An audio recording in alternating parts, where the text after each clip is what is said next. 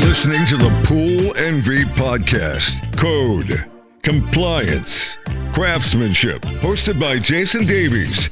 Let's dive in. This week had range to it. Let me tell you, I fixed a diesel leak on our plaster truck, fell down a website rabbit hole with SEO galore. I probably got 40, 50, 60, 70 hours into a new website. It's looking great though. Took some time to look up and the economy's looking pretty crunchy. Let's put it that way.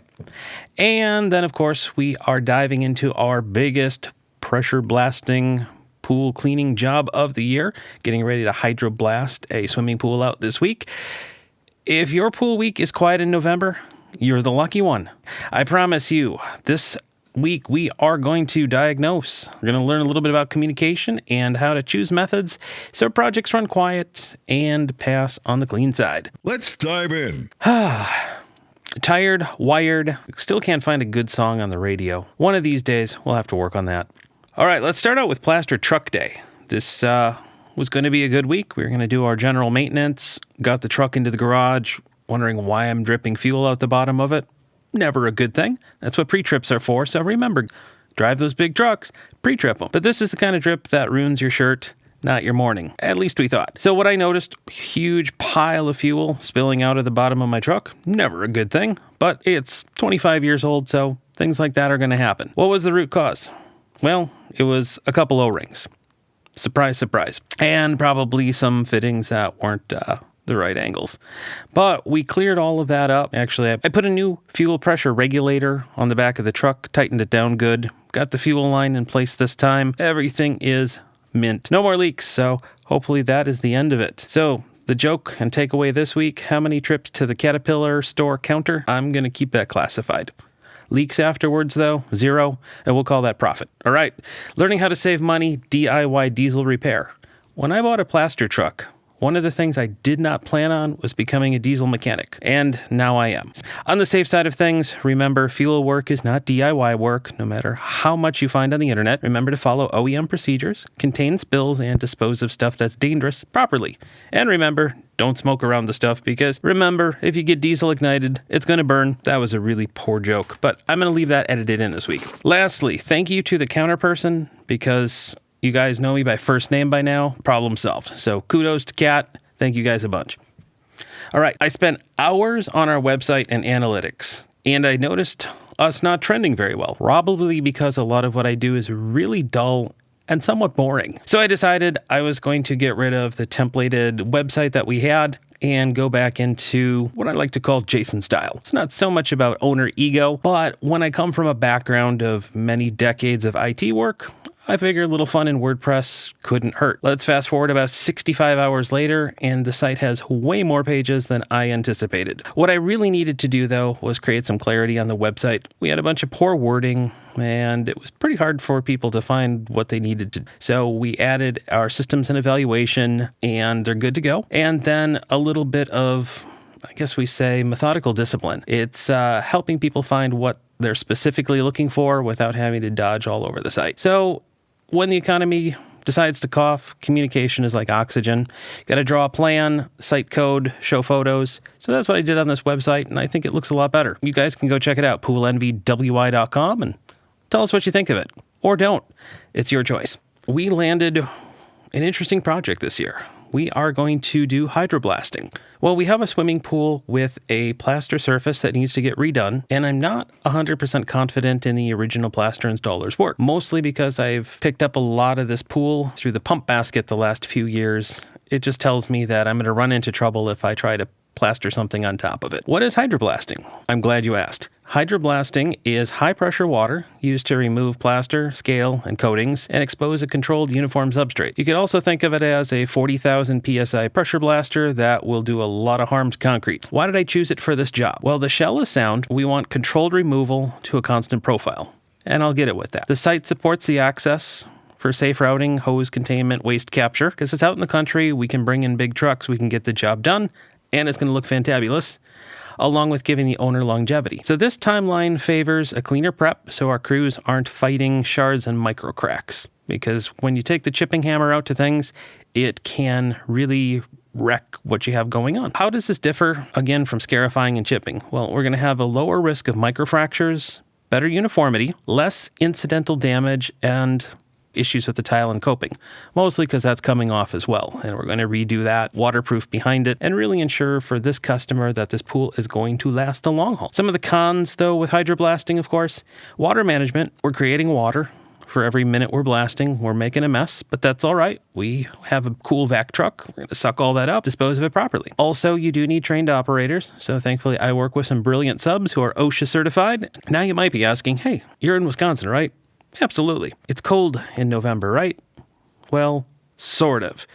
We've had some really neat weather this year, and that allows us some freedom of movement with getting things done, which is absolutely awesome if you're a pool guy who likes to work this time of year. So our seasonal strategy is this. It's a slower window for some of my subs, so we can book the top operators and get things aligned pretty much really easily. I prefer being on site so I can watch the process at every pass and kind of inspect along the way. So it's a perfect time of year for that. Again, Wisconsin has a really short pool season. So the work we're doing now to demo for our drains, get the plaster off the pool, get the tile stuff done, that saves us weeks or even months during the summertime because the demo guys are going to be busy come spring. Let's get it done now. Coordination and compliance. Well, it's pretty easy to coordinate noise, work hours, water handling, and stormwater regulations. We're out in the country, but we still need to dispose of things properly. Thankfully, the garbage dump is just down the road. If you are blasting your own pools, though, remember this stuff does not go down the storm drains. We're going to do this on a day when it's not going to freeze, and also a day when it's not going to freeze at night, so that everything runs pristine and perfect. That's how it goes. And remember, high pressure blasting, I believe you can rent these units as well. I would recommend that you hire a certified operator, someone who's trained in doing this and has experience, as opposed to just taking one of these things out. And by gosh, by golly, they're very expensive to rent. All right, one of the reasons we're doing this now is so that we are ready in spring. We're going to need to make sure that we're using proper waterproofing come springtime, and it gives us ample time to get those products cured properly. ANSI A118.15 improved, modified for submerged application type thin set. And for the grout, we want to make sure it is compliant to ANSI 118.7, or for those of us who really like pain and suffering, epoxy grout A118.3. This is where chemistry and service demands are not going to be pushed aside because epoxy grout is going to hold up to it all. We're going to install proper movement joints, place and size per TCNA EJ 171, respecting changes of plane and perimeters. And for our installation practice, we follow ANSI A108 series and the TCA handbook for pool fountain details. So a little recap here. Tile waterproofing is going to go down. Then we're going to do a mortar.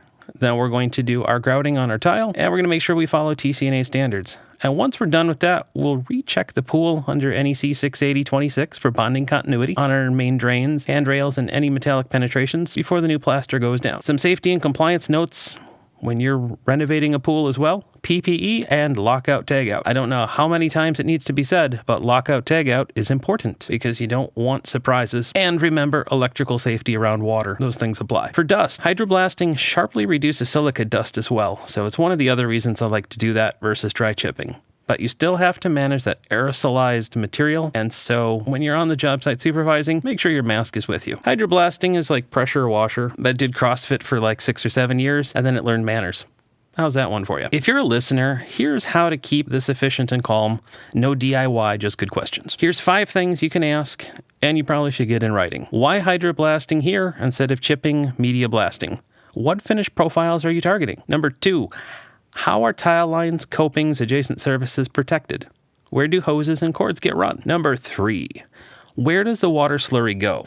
How do you prevent discharge to storm drains? Or how are you going to? Number 4, when does the new finish go on? And what's the fill cure protocol? And who supervises the startup? Number 5, the photo log. I like this one. Will I get photos of substrate, crack, repairs, patches, and bonding grounding verification before the finish goes in? The answer should always be yes. And if you don't, you should pause. If you can't point to the plan, you'll eventually point fingers. Get the plan. Remember, photos are amazing. They save you a lot of headaches, especially when things go wrong or words get forgotten. All right, I kind of feel like Fraser Crane in this moment, but mailbag lightning round. Email people, I'm listening. All right, here's what we got. And I'm serious. This was actually a question. It shows that people are listening to the podcast, so that's awesome. question was, my pool tickles sometimes. Is that normal? And we know the answer to this from a few weeks back, but no, that is a voltage gradient issue. You need a licensed professional who understands NEC 68026, equipotential bonding. This is a safety issue, not a seasoning issue. Second question I got, and this is before I did the episode, it's the reason why though, is hydroblasting overkill? Well, not when the goal is a uniform substrate and dust control. Wrong on the wrong job, perfect on the right one. That's how we go at it. And why start with a paid evaluation? Well, why not? Guessing is expensive. That's why. A lot of people, like the phone call I received just today, I have a spa that needs to get done. Neat. Let's get a consultation done so we can find out if we can help you out or not. Because it's very expensive to throw numbers at people and then have to backtrack later and say, oh, it's going to be quite a bit extra. All right, 3 things I'm going to take into next week that are going to help me out. Right part, right geometry beats muscle every time. Paper beats opinions. Scope, photos, and code citations end most debates. Method first, tool second. Pick the process that fits the shell and the site. And remember, schedule your hydroblasting crew when they're slow, and you'll get a lot better response. That's the week. Fix the truck, secure the work, choose the right method, and communicate so nobody has to guess. That's the Pool NV way. Quiet precision, licensed, code compliant. And no drama. Licenses, Florida, CPC 1460695, Wisconsin, Electrical and HVAC 1543940, Texas, TICL 1350, Rail 635643. This episode is for education and coordination. All fuel, electrical, and hydroblasting work must be performed by licensed professionals under the authority having jurisdiction and per OEM manufacturer instructions. Remember, that book is there for a reason.